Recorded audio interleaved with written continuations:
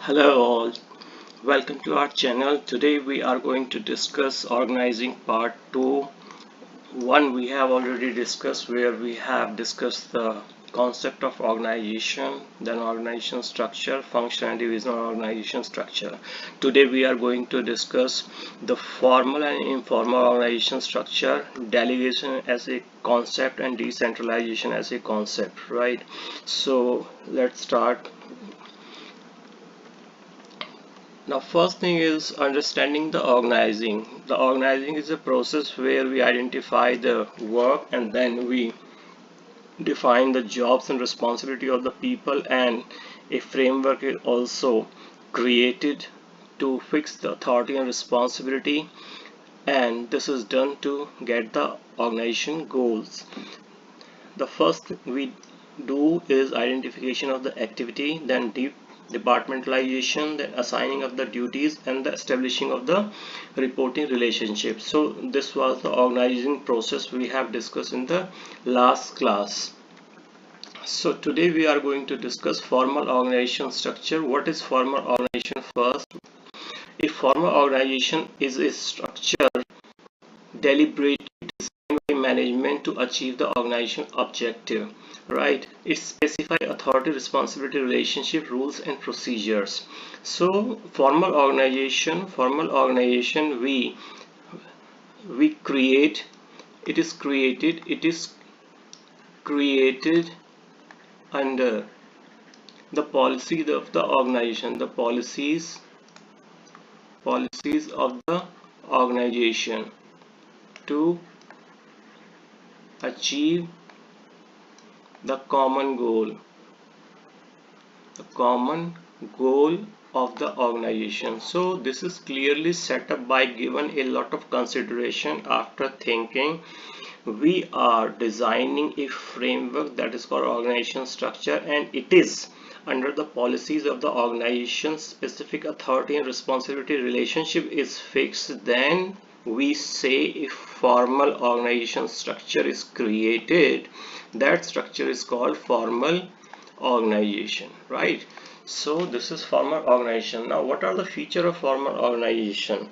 Define hierarchy. The first thing is, when the formal organization is created, so we create who is going to be on the top of the management, then what are the department we are going to have. Let's say sales department, purchase department, then HR, then finance, right? Then who will be heading A, B and C, and Mr. D is heading these department. Then they will have the team of managers, etc. So this kind of hierarchy decided where Mr. Alpha is reporting to A is reporting to CMD. So this is the kind of hierarchy is defined in the formal organization. Written rules.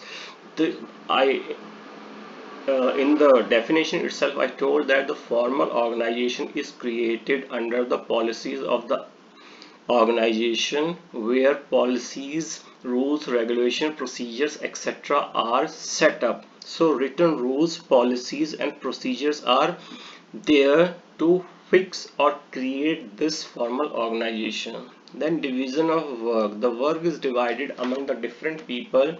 First they identify the work, and then on the basis of the organization policies we define different kind of roles and responsibility, and we find the people, and on the basis of their competencies and experience the job is given to them. So this is called division of work. Then impersonal relationship. There is no personal relationship between the people.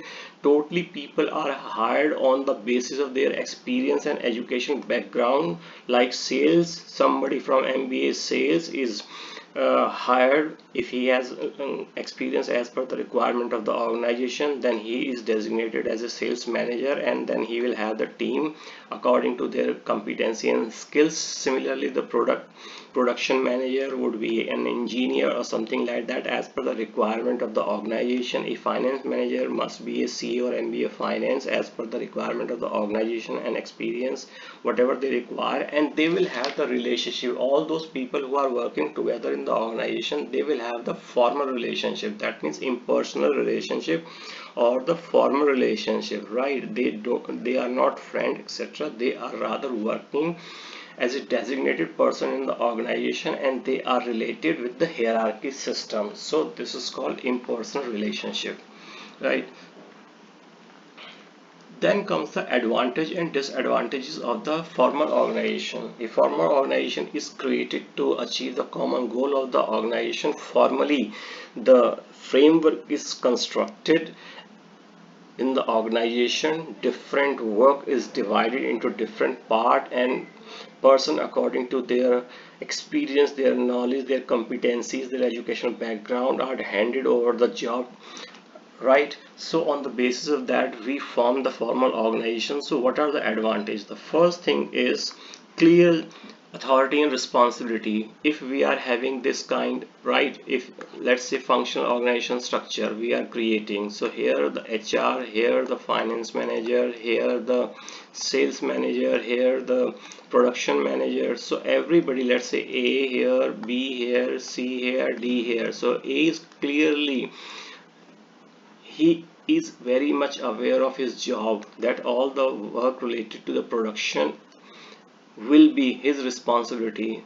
Similarly, Mr. B will be very clear about his job related to the sales, advertisement, anything which is related to sale, he will be held responsible for that. That means the authority and the responsibility is totally clear, because we come up with a framework where the jobs are decided, where the responsibilities are decided, where a totally formal framework is decided. So everybody is clear about their role and responsibility. Optimum utilization of resources, when clarity is there, right, when clarity is there about role, right, so everybody put their 100% and giving as much as they can do, right? And we have a framework which is giving clarity about the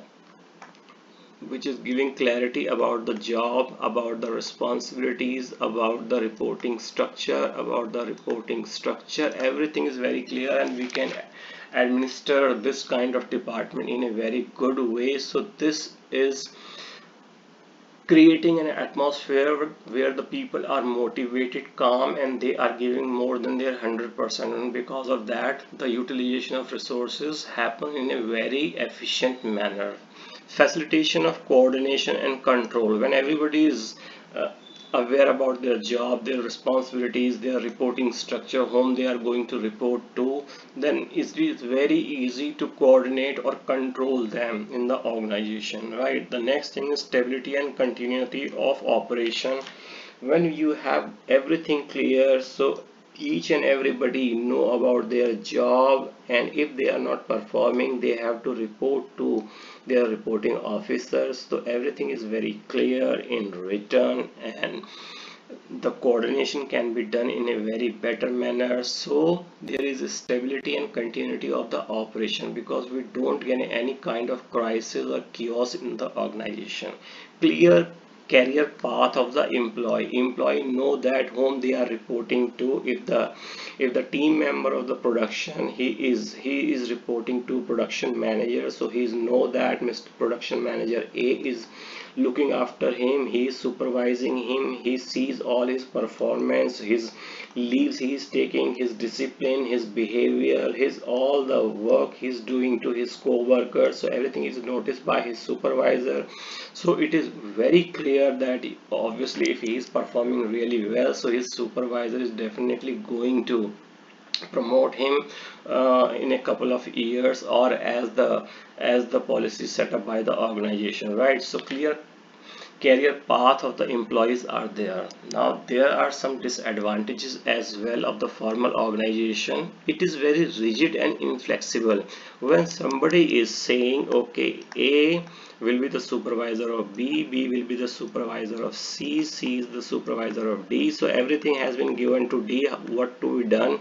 So he cannot say anything if that has been defined by the top management. So he has to do all kind of work, right? he has to take the permission from C for each and everything. He cannot go to B and C. So this is quite a rigid and inflexible structure wherein you have to report to one person, whether he is partial, impartial, good or bad, whatever the case may be, right?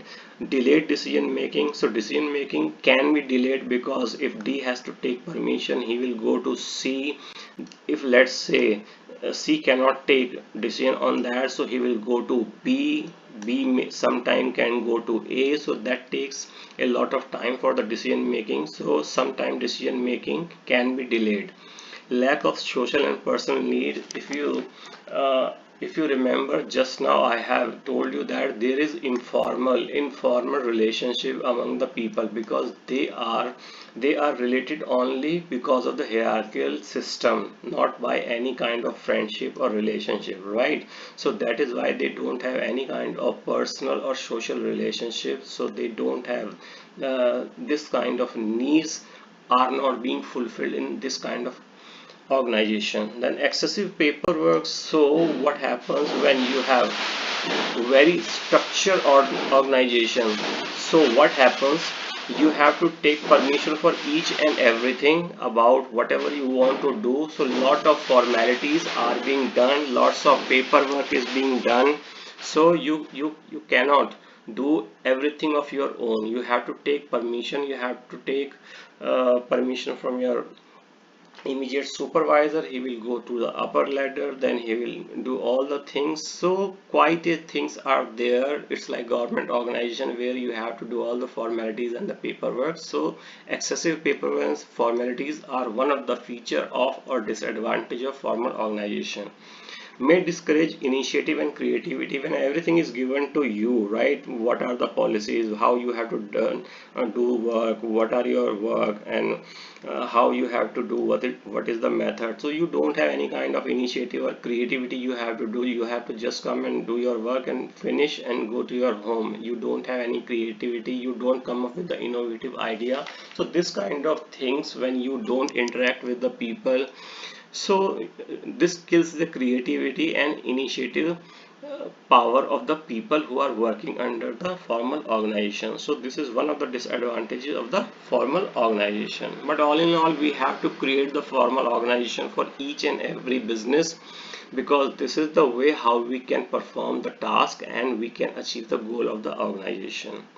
Then beside that, simultaneously we have an informal organization in the business, right? So now we have to study informal organization, nature and importance. What is informal organization? An informal organization arises due to the spontaneity and the interaction between the employees, among the employees, when employee interact with each other deliberately or undeliberately. So what happens, a relationship evolves between or among those people of friendship, of common interest, of shared values, and that creates an environment where people work together.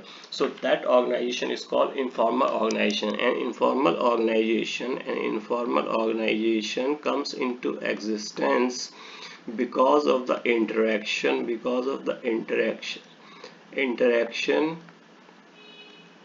among employee, right? Because they share information, common interest, human values, etc. So what happens, because of the interaction, people come together and they are having the friendship, they are having the common interest, and they work together.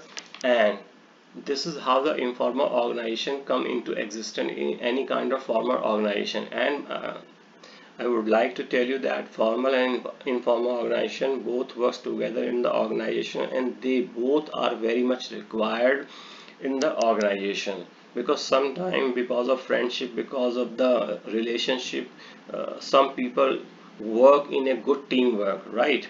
So what is the nature? Spontaneous origin. That means it is not created deliberately. Rather, it happens because two people or more people come across, they share the idea, they share information, or they interact with each other. So social responsiveness, social relationship comes into picture. So that is called informal organization. No fixed rule, there are no fixed rule. If somebody is having interaction with other, you cannot have the fixed rules and regulation for their relationship or their friendship, right? So there is no fixed rule or any code of conduct. Flexible structure adapts to group dynamics. There can be people who are having a group and they like dance music on the weekends, etc. So they can create one group, right? So they can create one group. There is another group, right, who are having interest in sports and they form a team like football or cricket, and they play on the weekends, right? Similarly, there may be people who are very intellectual and they are having interest in the books, so they share books, etc. So there can be any kind, there are n number of group where the people have common interest and they form and they behave and they have the relationship accordingly. So this is the spontaneity of the informal organization, and these are the feature. Now, advantages and disadvantages of the formal and informal organization. The advantages of the formal organization is the faster communication, right? So the information are spread like anything, right? When take the example of you come across in school, you come across with any information. Let's say tomorrow is a holiday and you come across and some teacher tells you. So what happens? You go to your friend group, right? Whoever your friends are, you share with them, and they must be having another group, right? Let's say you are in the commerce class, so there might be people who are having friend in the science stream class, so they will share that information with the other. So this information spread like anything, and that is why this is called grapevine, right? This is called grapevine in business world.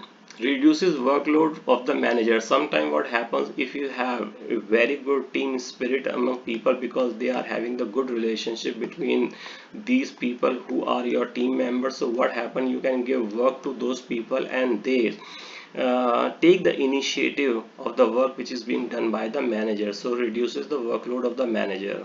Fulfills the social and psychological needs. So sometimes what happens, you want to share something with some of the people, so what happens, whomsoever is your near or who is your friend in the organization, you can share the your financial condition, your social condition, or your anything which you want to share with your friend circle or the group you want to share, and this fulfills the social and psychological needs of the employee. Encourage cooperation in the team, and this happens, right? This happens sometime. What happens, when you go through a proper channel, right? Proper channel, so what happens, it takes a lot of time, but sometimes if you have any friend, or if you are having any friend and you are having the good relation with that person, so what you can do is you can get the work done in a very fast way. So this encourages the cooperation among the team, right?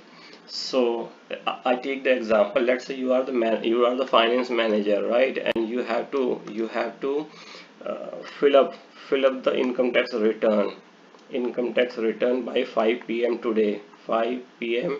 Today is the last day, and what happens, your laptop crashes. Now you raise the ticket, you uh, complain to the IT department, and IT department has a turnaround time. That means they will consider any kind of complaint, let's say in 3 hours, and it is already, let's say, 3 o'clock, right? At least 2 hours are required to fill up your uh, return. So what happens, IT department will consider after 3 hours, so they have the turnaround time, but after 3 hours there is no use, that you cannot uh, fill up the form. So what you can do is, if you have any friend in the IT department, what you can do is you can pick up your phone, you can make a call to the friend that please look after this complaint, because I need to fill up this return and this is very urgent. So as a being a friend, he can come in come into your complaint and he can fix the complaint without considering the turnaround time. So this happens quite a lot of time in the business organization, right? Compensate the gaps of the formal organization, because there are gaps in the formal organization because that formal organization doesn't consider the social esteem of the people or social requirement of the people, right? They don't consider the psychological aspect of humans. So all these things are being fulfilled under the informal organization, right? So these are the benefit of the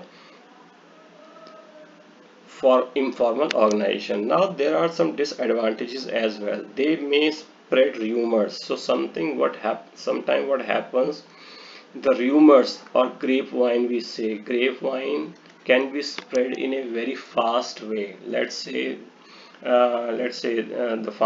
HR person and the person of the finance department they are friend and they are having a cup of tea together in the cafeteria, and the HR department said this year the salary I think won't be going to be increased.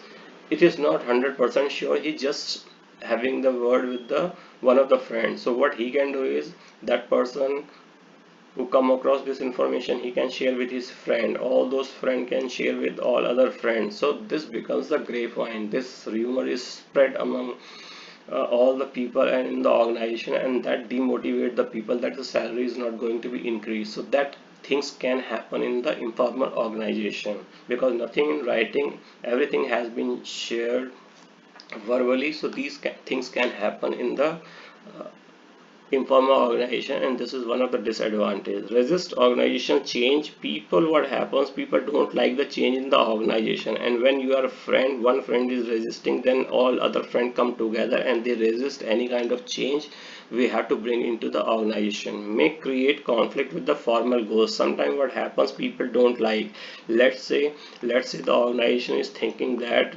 highest salary increment will be 8%. So what happens, people come together and they will form a group and they will resist this idea, and they will come up with the come against the management that no, you cannot set up the limit of the increment, right? So these kind of thing can happen because of the informal organization. Pressure to confirm the group norms. Now what happens, I give you an example. Let's say one of you, let's say you have a group of 5 people in the school, and one person is saying tomorrow I'm not going to come because I'm going to see the movie, right? So what happened, another person will say, okay, if he is not coming, I will not come.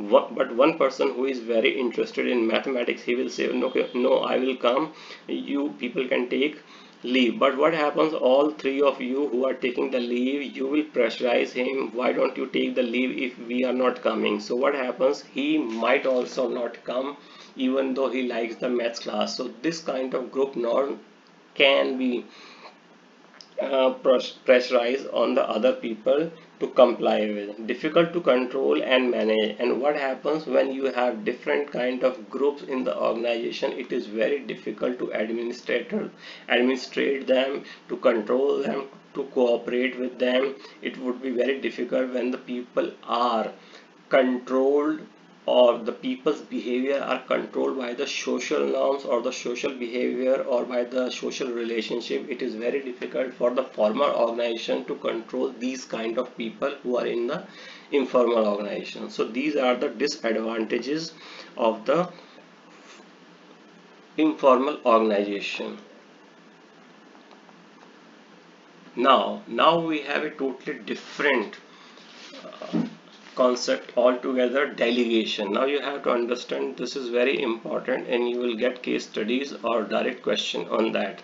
Delegation means to give something to the subordinate. Now delegation is the process of entrusting responsibility and authority to the subordinates while retaining accountability. So what happens, A is the supervisor, right? Supervisor, or you can write manager. So what he does, right? Let's take example. He has 3 people, a alpha, beta, and let's say theta. right? Alpha, beta and theta they have.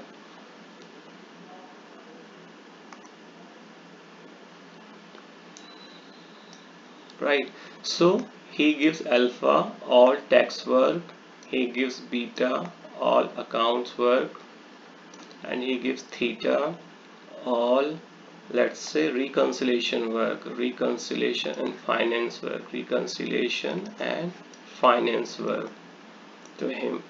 So what happens? This is called delegation by A to his subordinates. This is the process of entrusting responsibility to the subordinates with giving him some kind of authority, but he retains accountability. So there are three elements of that we will study later on. So what in delegation, A is, let's say, manager is giving some kind of responsibility to his subordinates along with the authority. Authority means order to give power, right? So he has given alpha tax work along with some of authority to give order to his teammates. Then he has given responsibility of work of accounts to Mr. B, and he can give order to different people in the team. So that is the kind of authority has been given to Mr. B, and same thing with Mr. Theta, right? So he has been given reconciliation and finance work, and his teammates he can give order, right? So that is the authority he has been provided with. That process in which supervisor or manager gives responsibility to their subordinates along with some of the authority to perform that task, keeping the accountability with himself, that process is called delegation, right? Now there are three elements of the delegation. Delegation के तीन elements होते हैं, right? Delegation will have three elements. One is responsibility, right? The second is authority. Then comes the accountability.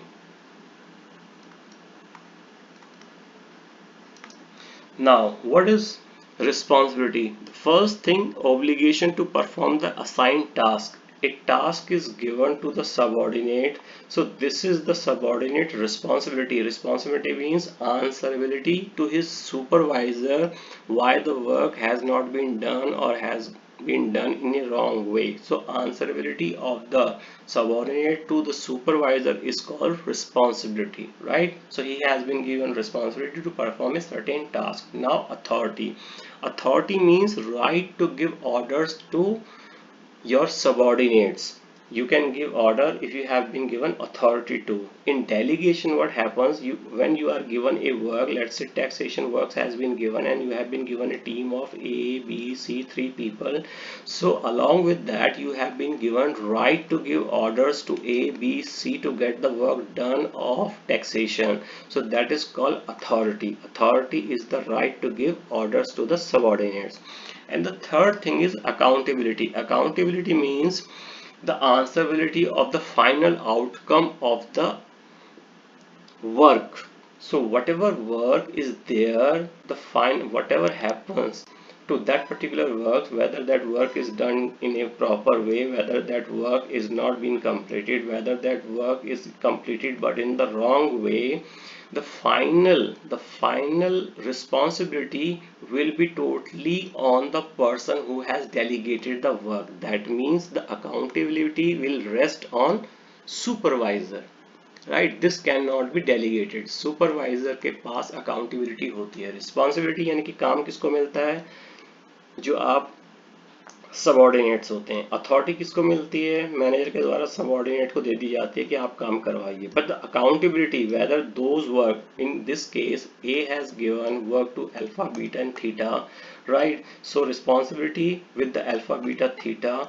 Now the responsibility and the authority has been given alpha beta theta according to their work to handle the team members, but the accountability rests with the A.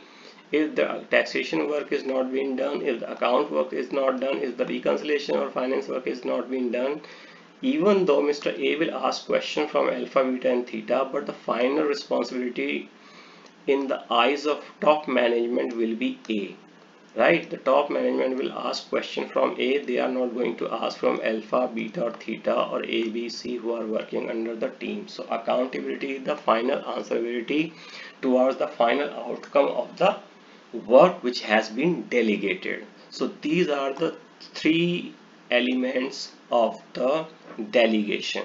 Right, now what is the importance of delegation? ये जरूर समझना है कि हम delegation करते ही क्यों. The first thing, reduces managerial burden. A manager cannot do each and everything. Look at the, I'm giving you a practical example. Mukesh Ambani is leading the Reliance empire. So can he control all the managers? No, he cannot control all the managers. Can he do all the work? No, he cannot do all the work. So what he has done is, he has done under him, his one of the son has been given Geo, right? Her daughter has been given the Reliance Retail, right, which is looking after Reliance Fresh. Then the other son has been given the Reliance Power, all the power related work that has been given to the third son. So this is the way he has been delegated the authority to the different people. So this reduces the managerial burden, develops subordinates. And now what happens when you have given your work to the subordinates? Your subordinate takes the decision, they come across the problem, they solve the problem, they do on day-to-day basis the planning, organizing, staffing, directing and controlling for their department. So what happens, as a person, as a manager, they evolve over a period of time. So that develops the subordinates, improve efficiency. And what happens when one person is doing all the tasks, rather it is better to have the expert who are looking after different kind of tasks. So that improves the efficiency in the organization. And when the efficiency increases, so it facilitates the growth to the organization, right? So these are the benefit of the delegation. Now comes a very related concept, that is called decentralization. Now what is decentralization? Decentralization is a systematic, just go through this definition. Decentralization is a systematic delegation of authority throughout all the level of management. It extends delegation to the lowest level, empowering subordinates to make decision. Right, now look here. Now decentralization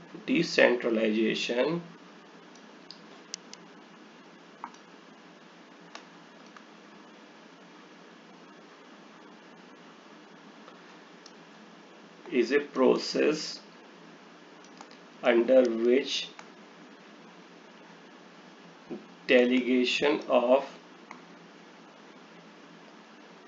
decision making power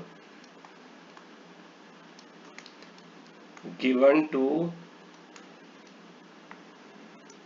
all levels of manager, where the work are being performed. And this whole system is a policy decision, right? This is not done by the one person. So as far as when we are saying delegation, any manager can delegate the tasks. ठीक है, आप क्या करते हैं, आप घर में जाते हैं, ठीक है, आपके जो पेरेंट्स हैं, आपके फादर ने आपको बोल दिया कि जो है आपको मैंने आपके अकाउंट में ट्रांसफर कर दिए पैसे. What you can do is you can recharge the Tata play, right, your direct to home system. So the task has been delegated to you and authority has been given to make the payment, right? It can be done, but in the business, and any manager can do that. But decentralization, look here, decentralization is a formal process under which delegation of power is done to all level of managers, so that they can take the decision at the level where the work are being performed. That means that decentralization process is being done at top level, at middle level, at bottom level, or operation level.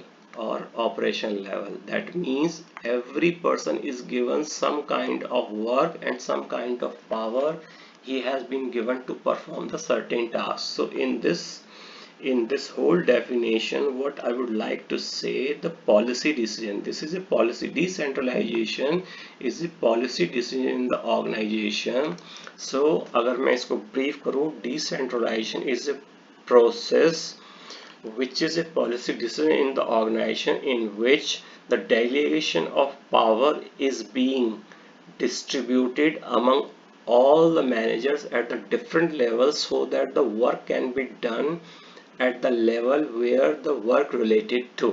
ठीक है, काम को अच्छी तरह से करने के लिए डिफरेंट लेवल पे डिफरेंट मैनेजर्स को पावर दी जाती है, और ये जो होता है डिसेंट्रलाइजेशन, ये आपका एक पॉलिसी डिसीजन होता है। जैसे मैं आपको एक इंडिया का एग्जांपल दूं, इंडिया में क्या है, एक सेंट्रल गवर्नमेंट है, राइट, एक आपकी स्टेट गवर्नमेंट होती है, स्टेट गवर्नमेंट के अंतर्गत आपके म्यूनिसिपैलिटी होती है।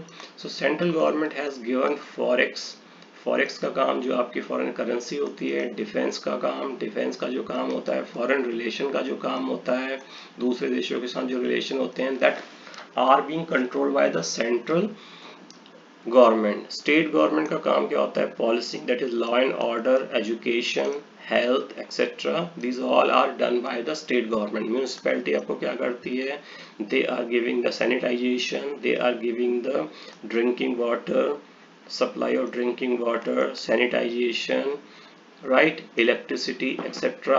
All things are being distributed, and education, primary schools, primary education, these are being done by the municipality of that particular state, right? So we have decentralization of power in India. So this is called decentralization, and this has been a policy matter which has been given in the Constitution of India. So same happens, we have a policy matter in the business organization where power are distributed at the different level. Now, what are the features of the decentralization? The first thing is develop initiative. Now what happens here, the people are encouraged to do the work, because what happens, your manager gives you work, and same thing with the authority. So you can take the business decision, and because of that you always take initiative to do your work. Then release top management, and what happens, manager is giving work to their subordinates. So what happens, the top manager can give the routine work to the subordinates, and they can concentrate on the matters which are important and which are policy matters, right? Faster decision making. When I say the work is being given to different level of manager where the work are being done, so जहाँ पे काम हो रहा है, where the work is being performed, if the manager is taking decision at that level, so what happens, the decision can be taken in a very short span of time. Let's take the example, we have to purchase the raw material, that means stock, raw material हमें purchase करना है, right? If we take the permission, we can say okay, the departmental manager will give permission, then the AVP will give the permission, then the CMD will give permission. That will take a lot of time, and there may be a possibility that you will lose the contract because of the time. It is a time consuming activity. But what happens when the foreman or the supervisor who are working at the factory level, if he has power to purchase the raw material, and then he can take the he can get the audit done that he has done everything corrected.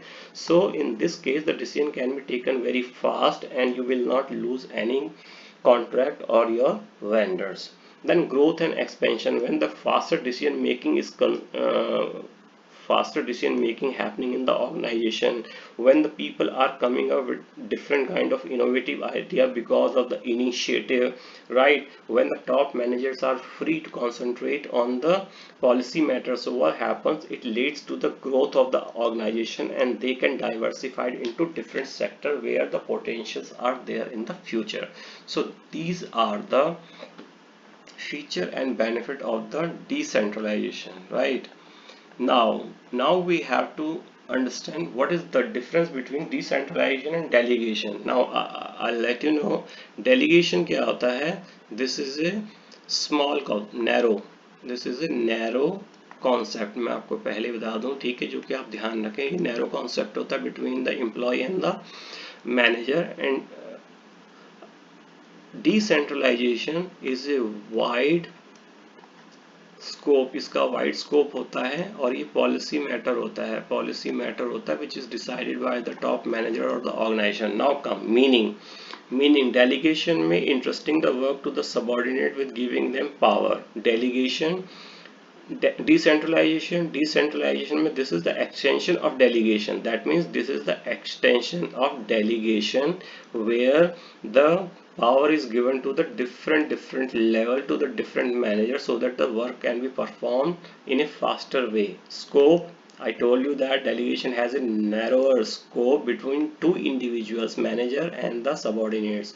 It has a wide scope because this is an organization wide policy. In the whole organization, every manager is given power according to their work and the nature of work. The nature, this is compulsory, you have to give some of the work to the your subordinates so that you can do other work which are non-routine, right? But this is that we have to give power to the different level of managers. This is totally optional. You can have different group of people where the power can be concentrated, right? And they can take the decision of the business. When we have the small business, this kind of things happens. Responsibility, superior remains accountable because you have given work. The organization didn't say that to give work to your subordinates, so you will held accountable for that. So here in the decentralization, lower level gain of decision making power. So आप क्या करते हैं, क्योंकि policy matter है, you have given the work to the different people, right? So authority is also given, so responsibility will be also his own, accountability will also his own. Now withdrawal, it can be withdrawn very easily because this is the relationship between the manager and the subordinates, but this is very difficult one that is established. Why so? Because this is established by the organization or the top manager, not by the manager and the supervisor, right? So this is very difficult for one person to abolish that.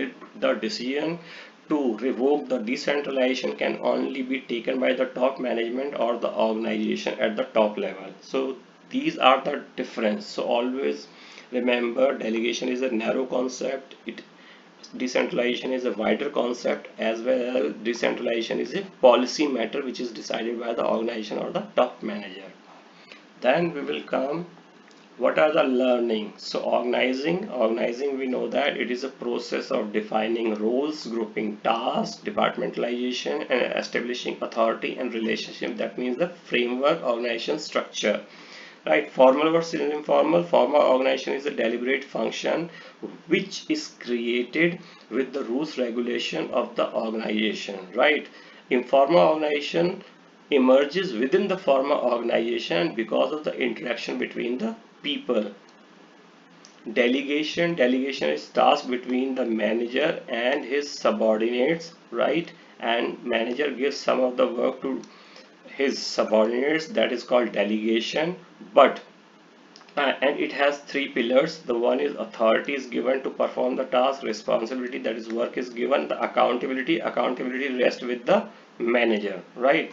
Decentralization is a systematic dispersal of authority at the different level of manager, right, according to their nature of work, so that the work and decision can be performed in a faster way. This is a policy matter taken by top management or organization, right? This is not an individual decision. Now these are the things we have discussed in organization part 1 and part 2. Part 1 we have already discussed. You can go through my previous video, and part 2 is this, and that is how your organizing chapter gets over. So now what you can do is go through that. If you feel like something you are not able to understand, or something is lacking here in the lecture, or you have doubt somewhere, so you can put your comments in the comment box and we will definitely discuss in the next video if you are coming up with the comments. Thank you very much and have a very nice day.